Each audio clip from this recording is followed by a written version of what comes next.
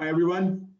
So we have Francesco from Superfluid Finance. He's the CEO of Superfluid Finance, and he'll be talking about crypto native rails for recurring transactions. Super pumped to listen what you have to say, Francesco. The floor is yours. Yeah, thanks a lot for inviting. I'm Francesco from Superfluid. I'll share my presentation. Here we go. So, hi everyone. As I was saying, I'm Francesco, one of the founders of Superfluid, a startup in the crypto space. So today I want to talk to you about SlowTube. So SlowTube is an amazing application. You select all the videos you want to watch. You can go out, through a catalog, you can see all of the videos, you choose all of them. And then at the end of the month, you get them all delivered to you and you can enjoy them finally, right at the end. Now, obviously, this is really bad. Nobody would use a service like this. Nobody would ever use a YouTube, which is not real time. Nobody would use a system where you have such a long delay between when you first access the service and when you actually get to enjoy it, right? We're very used to real-time experiences. But it turns out this is exactly how money works. When you work, when you're enjoying a service, you start working, you work all month, and then at the end of the month, you get paid. You start selling a service, you get paid at the end of the month. You start enjoying a service, you pay at the end of the month. Now, why is it that even though our experiences with businesses are very instantaneous, our payments are still done in this delayed fashion, right? It's very strange if you think about it, because when you interact with a business, you subscribe to Netflix, you can watch videos. You don't have to wait. When you go to YouTube, you watch videos. You don't have to wait. Like, we're used to these very snappy interactions, these kind of ongoing relationships, but the way we use money is very archaic. It's still lump sums at the end of the month. And then when you get the money, you have to reconcile it. There's a delay in the payment. You always have to, account for each transaction. Our relationships really aren't like that. So it's very puzzling when you start thinking about it, that we're still stuck in this kind of very old mentality. And we believe that in DeFi, right, in the world of decentralized finance and programmable money, we should strive to go beyond traditional finance. We should not be building based on antiquated patterns. But I completely understand it's normal, right? So it's obvious when you find a new technology, you try and build things that are familiar to you. You try and recreate experiences which you've seen before. We strive for incremental improvements, right? So we got programmable money and we created programmable payments. But the opportunity to create something completely new is what's really interesting. And I believe DeFi will show us things going forward which have never been done before, which have never been imagined, which can't be built in traditional finance. That's the final objective. Go beyond traditional finance, build something completely new, provide experiences which are something we've never seen before. And because it's this kind of innovation, it's completely new, let's try and reimagine how we would like things to work. Let's try and think, if we were to redesign money from the ground up, what would we want that money to look like? What would we want it to be able to do, right? So let's imagine a more efficient money. So the way we think about it, it should be fluid like bytes, right? So the same way you open YouTube, click on a video, and the video starts streaming to you, you can watch it immediately. Your money should work the same way. So you open a payment and immediately the counterparty starts receiving the money. You start working, you immediately get paid. Every second you work is accounted for. It should be real time, right? There shouldn't be any delays. You don't want to have to wait. You don't want to have to have this anxiety of, when will I get paid? It should all happen as you make it happen, right? Exactly the same as we experience online services. There should be no capital lockups. If it's my money, it's my money. If it's in your pockets, it's in your pockets. So as soon as you receive it, you should be able to spend it. It should never be in a limbo state where a counterparty is blocking it for their own personal reasons. So money should always be in the pockets of who is using it. And we believe capital lockups are something we have to avoid in a new, more efficient money. But of course, all of this, we have to achieve maintaining programmability. Programmability is super important. It's what's enabled decentralized finance. It's what has enabled Ethereum to become what it is today, right? So programmability is super important, and expanding the scope of that programmability is also something we should try and achieve, right? To increase what the money can be programmed to do. So we believe that the tool for this is money streaming. So money streaming is an amazing technology. It allows you to send money over time. It allows you to send money every second. What this means is if you start working, every second you work for is accounted for and paid. If you subscribe to a service, every second you use it, you're paying. You never have to wait. There's no delays. And it gives you complete control over how you spend your money, right? Because it's never a matter of end of month reconciliation. It's never a matter of intermediaries putting delays in your payments. It's a very natural experience. You open a stream and it stays open. It keeps going forever. So it's this kind of very digital native experience, right? So when you sign up to Netflix, you don't have to wait to watch videos. You just sign up and you can see them. And we believe money should work exactly the same way. When you open a stream, it should be open. And when you don't want to use it anymore, you close it.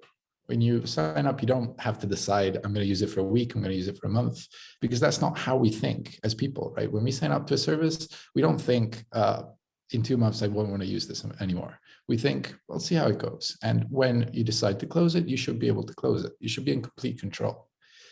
And of course, if we're designing something from scratch, we want it to work with amazing user experience, right? So there shouldn't be any recurring interactions. I shouldn't have to go back to the website, click on a button. I shouldn't be signing transactions. I shouldn't be, transferring money in lump sums, and definitely shouldn't be paying too many fees, right? Fees on credit cards, for example, are extremely high. And obviously, if we're drawing from the ground up, there shouldn't be any fees, and definitely no recurring fees, right?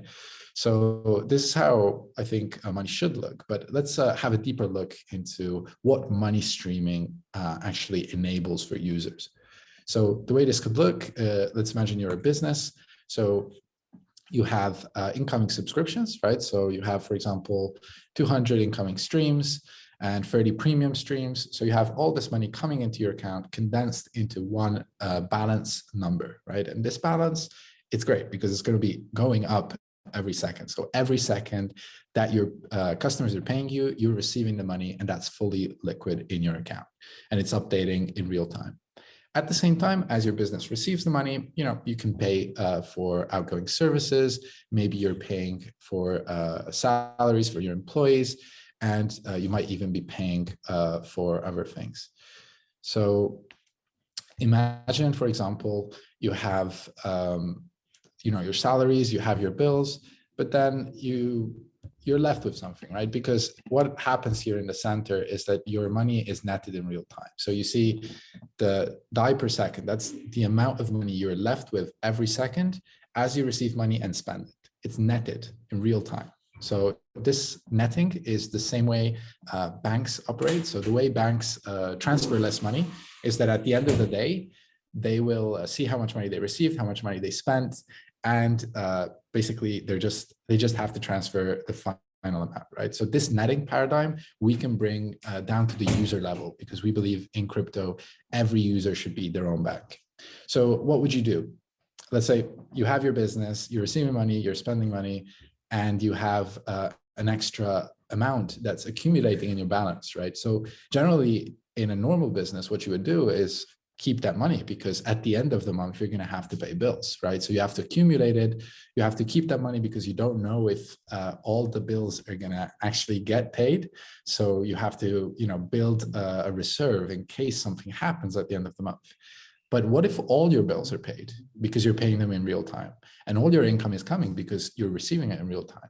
That gives you the power to actually spend all your money. So what you can do is you can also basically open payments to invest the rest of the money. And this is a superpower, because at the moment, this is what big businesses do, but we can bring this to much smaller businesses. And that's something that's really exciting, right? Because imagine a small business without a CFO, without a financial department that can still do these things. So receive money, pay all your bills, and at the same time, invest the excess in buying more assets. So what you have here is a supercharged business which can operate with very little cash and can invest all the excess immediately. So obviously this is very new, right? This is a very new paradigm where we're trying to build something very different. We don't know how people are going to use it. We're bringing about very profound changes in how we experience money and how we use it. So what will people do with it? We don't know. But what it definitely is a completely new technology. And what we know for a fact is that completely new technologies bring completely new experiences and will help us leap forward in what DeFi and crypto can do. So we believe this will bring about crypto native rails for recurring payments. So streaming money will become the way to pay salaries in streams. It will become the way to pay subscriptions. It will become the way to pay for perpetual contracts in financial markets, but also things like protocol payouts, right? Protocols that are gaining money in some way, want to pay rewards to their users, to their stakeholders. They could also use this in a native fashion, right? And this is where the programmability is so important, because you can build this in a non-programmable way, but then you're always relying on user interactions to make things happen. But if you build it programmably, you can build smart contracts which automate the experience for the users. And that's where streaming can become extremely interesting. Now, what we believe is going to be a very, very powerful concept is that of making open source sustainable. So if you look at the current DeFi space, it's mostly funded by speculation, right? People are selling tokens, people are bidding on the tokens always going up, but that doesn't work for public services. It doesn't work for what we call public goods, right? In order to fund public goods, you need recurring sources of income to fund those developers who are building the infrastructure, which we all benefit from. And the best way to do that is through subscription models, which have worked marvels in Web 2. They've created so many successful businesses, but we still don't have them in Web 3. We don't have them in the crypto space. And the other thing is recurring donations, right? If you look at most nonprofit organizations, they generally operate with recurring donations, because having these kinds of recurring income is what makes businesses work properly. And that's what we want to bring to crypto. So the other amazing thing with payment streams is that there's no delays. Right. So if you've ever had a business, if you've ever waited for someone to pay for you, you know how painful it is at the end of the month when you don't know if you'll receive your money or not. And if that money comes in even just one day late, how much problems, how much pain that causes to you, because you have to make your payments, right? You're receiving income, but you have your bills to pay, and those also have dates. So what do? You either delay your own payments, if that's possible, or you plan for it. So you accumulate money throughout the month so that if this happens, if there is a delay in an incoming payment, then you can still make your outgoing payments. And otherwise you have to take out a loan because you still have to meet your obligations. Now, if you're receiving all your money in streams and you're making all your payments in streams, there are no delays. And this is very, very, very big and good news for businesses, because they can now operate without having that risk, right? The unpayment risk, which is what drives costs so high in traditional businesses. So if you're operating a business and you don't know if your customers will pay, you have to account for it. So how do you do that? You charge extra, you accumulate money, you maintain reserves, right? So that if at the end of the month a bill doesn't come through or a payment is delayed, you can make up for that. But if everything becomes real time, if all your expenses and all your income are paid in real time, your income becomes real time as well. So you know exactly how much money you're making. If somebody stops paying you, you know exactly that when they've stopped paying you. You don't wait until the end of the month. You don't work a full month not knowing if that payment will come through. Because as soon as the payment is stopped for whatever reason, so if one of your customers stops paying you, you know immediately. You don't never have to wait at all. And this is something very powerful for businesses. I mean, if you've ever run a business, you know how important it is to forecast your income, to forecast your expenses, and how much trouble delays and unpayments are. So we believe that this is something that is going to supercharge businesses that adopt streaming money. This is going to create businesses which, while small, can operate like bigger businesses. They can essentially optimize their cash flows in a way which currently only corporations can do. They can create investment strategies, investing their excess income as they receive it. And they can do all of this without a financial department, without a CFO. And they can do all of this without intermediaries, without banks. And they can do all of this already because this technology already exists, and it's called the Superfluid protocol. So this is what we've been working on at Superfluid, and we believe these crypto native rails for recurring payments will allow businesses to leapfrog traditional businesses. It will give them a native advantage compared to businesses operating on legacy financial rails, and it will allow businesses to benefit from streaming money in a way that will allow them to free themselves from the shackles of kind of archaic systems that we're used to in legacy financial rails. And they'll do this with no capital lockups, with complete freedom in spending their money and receiving their money, and fully programmable on chain, right? And the programmability is super important. Now, code is the best thing that has ever happened, right? You can automate experiences. You can build money that can do things automatically for you. You don't have to do manual operations anymore. You don't have to take your money and pay your landlord at the end of the month because you automate that payment. And what your landlord does with that money can also be automated because our streams are completely programmable.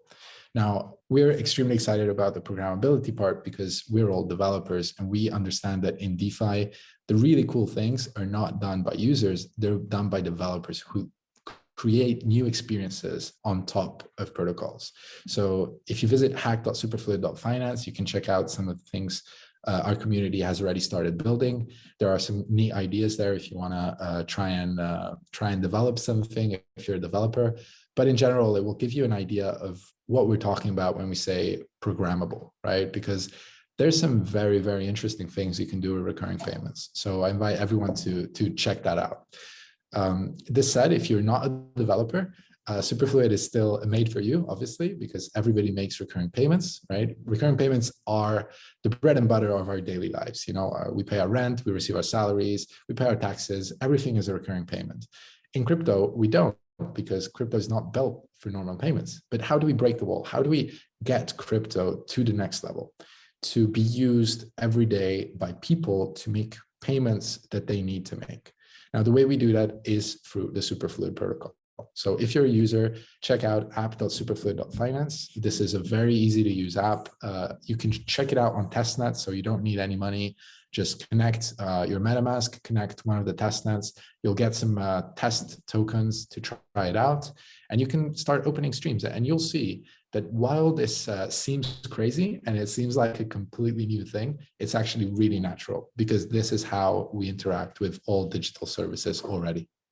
So visit it, have a look, let me know what you think. Visit our Discord as well. So that's discord.superfluid.finance and join the conversation. So we really want to see what people build with Superfluid. That's our main focus at the moment, is just attracting developers, creating a strong community. So if you have any questions, come join us on Discord, check out hack.superfluid.finance. And in general, don't let innovation go past you.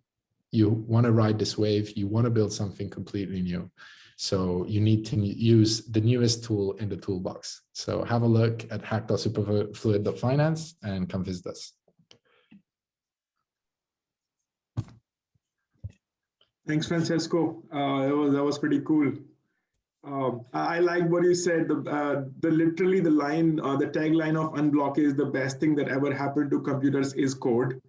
So we are also pretty much rolling with the same thought process. Absolutely. Yeah. So there are a couple of questions, if you don't mind. Sure. So Manu is asking, what's stopping the traditional financial system from implementing those money streams? Well, if you deal with the traditional money rails, right, what you have is a very complex complex system of intermediaries, right? You don't, when you're dealing with Ethereum, you're dealing with, agnostic chain, right? You're dealing with software. You have a predictable behavior in the software. So if I'm programming a stream, and I say send money every second to Anupam, that will happen. There's no question about it. Now, if you start dealing with banks, if you start dealing with humans, if you start dealing with systems which are human controlled, that stops working because real time requires programmability. You just can't achieve that if you're working in a system where a person has to click a button to make things happen. And that's how traditional banks work because of a number of reasons. There's always delays in payment. There's always, compliance processes. There's always reconciliations that have to happen. There's always manual processes that eventually lead to costs for users. So I don't exclude that they'll figure it out. But what we've seen so far is that crypto moves at light speed and banks, move like turtles. So, they're still at slow tube level. So we're YouTube, we're going to run and they'll just walk behind us. So I think it's just, we're just faster. Yeah. But you touched upon the DeFi fees also a little bit, saying that you could, probably put the fees and save those fees. But today, we are having to pay so much fees on the Ethereum network. What's your take on that? And while you're at it, could you also tell me what's your take on Ethereum 2.0? Absolutely. So I think Ethereum at the moment is witnessing what we all knew would happen. So Ethereum is getting crowded because people really want to use it, right? And while for me, it's a bad thing because, for me, it's going to cost more to use it. For the industry, it's amazing because it shows that we have a product that a lot of people want to use. We're reaching capacity, right? It's like having a shop and you can't let people in because the shop is full, right? You don't complain about that. You're happy about that. Now, obviously, if you're the person left out, you're not that happy, right? And that's why there are so many other solutions popping up. So as Superfluid, we're deployed on, we're working on deployments on side chains. We're working on deployments on layer 2 networks. So Superfluid will be deployed everywhere money is moving. And as such, you won't need to pay mainnet fees to use money streams. That said, Ethereum 2.0 is going to bring a lot of improvements. Throughput will increase dramatically, but I don't honestly expect that to change things because while throughput can be increased, demand is going to increase even more. So, if the space goes 100x, Ethereum 2.0 won't change things dramatically. So the future is definitely in layer 2s, and that's what we're exploring at Superfluid. Do you want to disclose a couple of names that you are building on top of, or is this confidential? No, so we are currently building on top of Matic and Polygon. Sorry, they just recently changed their name, and XDAI chain. But we're also working on a number of other layer 2s. So we believe there's no clear winner yet. You are not exploring layer 1s at all, like the Kawa and Zilliqas, mostly layer 2s on top of Ethereum, is it? Absolutely. It's of course there will be other layer 1s that will achieve some sort of product market fit, but the tooling and the community are 100% focused on Ethereum. So building tools for other blockchains requires a lot of work. And, I just don't see it happening, honestly. I might be wrong. I hope I'm wrong. I do believe, there's a lot of cool technology in our chains, and Ethereum in a sense might not be the best tool, but it's definitely the tool of choice for most people at the moment. Yeah. Makes sense. I'll just take one more question. How Anjum is asking, how is Superfluid differentiating itself from Sebuyer platform in terms of streaming payments? So basically, Superfluid streams they're trying to be as natural as possible. So as I was explaining, your money is completely liquid. So you don't have to lock it in a contract. You don't have to withdraw it and deposit it. You simply have a balance, and that balance is streaming. You have an account, and from that account, you can open 100 outgoing streams. You can receive 50 incoming streams. It's completely up to you, but it's all netted into one account. And that's kind of the very interesting thing, because all of your streams are condensed into what we call a flow rate, right? And that flow rate is what increases or decreases your balance over time. And this experience of having basically an account where your number is always increasing is something that you can very much only get using Superfluid. So there are other platforms, there's a number of approaches to do this, but I think bringing streams with a very good UX, first of all, and with complete programmability is something that we've uniquely achieved so far. One very cool thing you can do with Superfluid, just for the developers in the room, is that you can you can create a smart contract which will react when it receives a stream. So if a user sends a stream to your smart contract can do some operations, right? And if the user closes that stream, your smart contract can do other operations. So this enables you to build applications which are completely native to the streaming concept, in a way which you can't do if the stream is simulated, right? And that's why having this native streaming capability directly embedded into the money layer is so important. Good. Yeah, makes sense. And there's just one last question that we are asking everyone is what's your take on NFTs, and how do you perceive them, because that's the next thing that's pumping in the market.